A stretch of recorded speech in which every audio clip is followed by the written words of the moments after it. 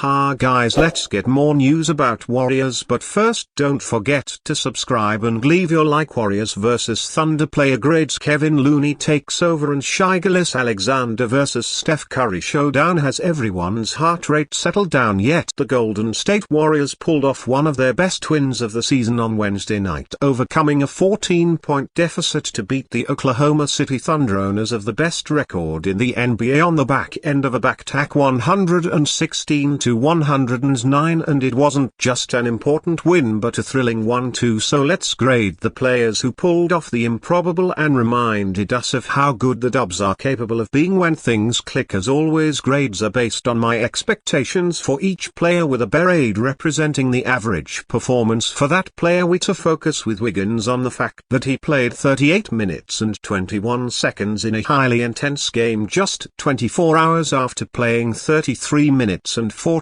seconds, on the fact that he led the team in scoring with elite efficiency, on the fact that his shots were outrageously timely, such as a buzzer-beating 3 to gain some momentum going into halftime, or a shot clock beating 3 to push the lead to 7 with a minute and a half remaining, on the tenacious defense and excellent effort. Take your pick. The grade's the same regardless. The turnovers are the only stain on Kp's game, and I'll have to re-watch the tape because honestly I don't remember any of them other than a rebound where he got pushed out of bounds and no foul was called. So I'm going to give him a pass and assume the others were similar, because it sure didn't feel like his floppiness was a factor in this game. His endless energy and athleticism rebounding the ball was, though, his fantastic defense. The only Warrior who was able to slow down Shai Gilgeous-Alexander at all was his cutting to the rim, and the cherry on the cake a poster of 7-foot Isaiah Hartenstein to seal the deal and send everyone home happy. Warriors thunderous wind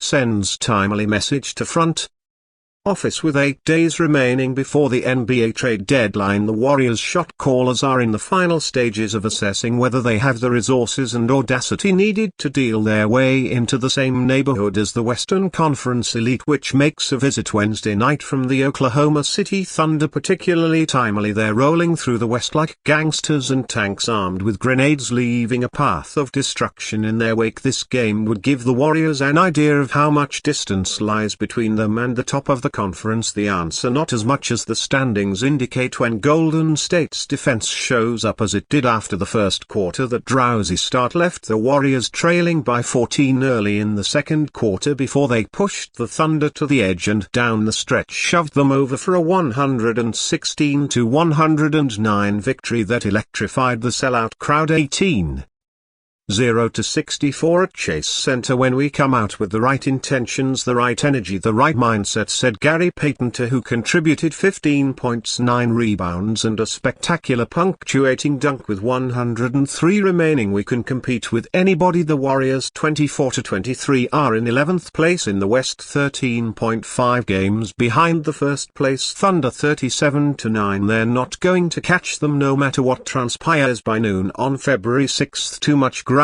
to cover, but it matters that the Warriors took down the NBA's most impressive team for the second time in 3 games to win the season series. It reminds them of what's possible. This is significant because it sends a message to a locker room growing anxious as trade speculation heats up, with Andrew Wiggins, Kevin Lee and Payton being mentioned as potentially available in trade. This is significant because it sends a message to an active front office. General Manager Mike Dunleavy and his crew, with CEO Joel O'Cap prominently featured, are in Cyber Monday mode. They're shopping with elaborate intent according to league sources, but resisting the temptation to leap with fury. This rousing victory also is significant for what it tells the restless fan base. The streets of Dub Nation are awash with feelings of hope trying to obscure feelings of despair. We know they're capable. K said what we saw early in the year was not a mirage. You don't just fall into that. But watching the tape of the OKC game we played on the road early in the season, when we were rolling, you could see a bounce in our step, a look in our eye. I didn't see that early in the game. We've struggled to play with that bounce and confidence the last month or so. It's great to see us fight through that and reach that state in the second half where you could see belief, you could see the energy. It felt like we captured that again. Now we've got to sustain it. One game does not offer conclusive evidence, so KC is superior by most relevant metrics, but it's enough for the Warriors to consider that they are a danger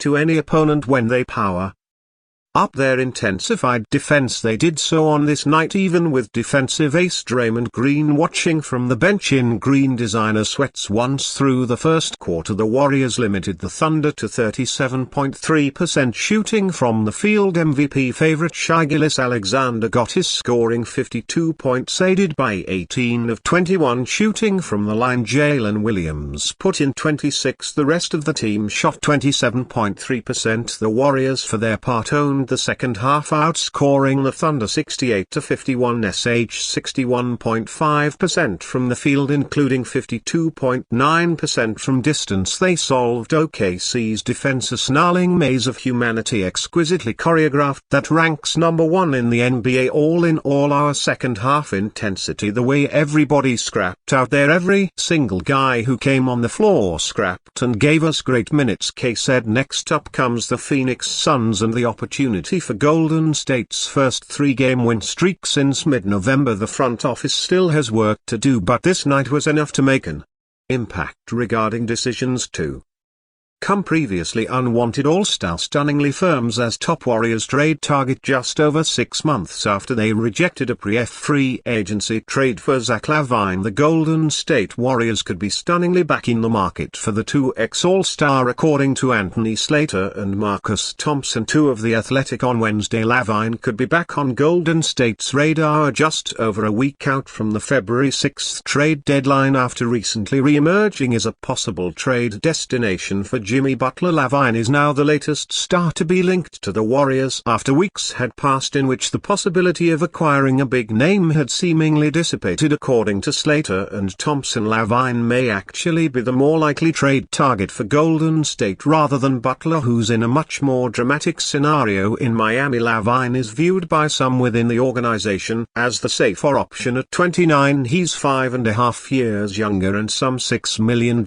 cheaper than Butler this season, though his contract extends longer, and he's had some recent health concerns. There are risks all over the board. Slater and Thompson wrote LaVine has had an excellent bounce-back season for the Chicago Bulls, averaging 24 points, 4.8 rebounds and 4.5 assists on a super-efficient 51.1% from the floor and 44.6% from three-point range. While LaVine's having an excellent season, he still makes $43 million this season and will make nearly $95 million over the next 2 years. It will take a lot for Golden State to even match salaries, starting with 2022 All-Star Andrew Wiggins. Slater and Thompson suggest that the building blocks of a trade would include Wiggins and veteran duo Kevin Looney and Gary Trent too, with the Warriors having to weigh up what that would do to their chemistry and locker room culture in comparison to the injection of talent LaVine would provide. There's little doubt the 29-year-old would help solve a number of issues. Golden State are currently facing a mediocre 23-23 record. He'd be their second go-to scorer,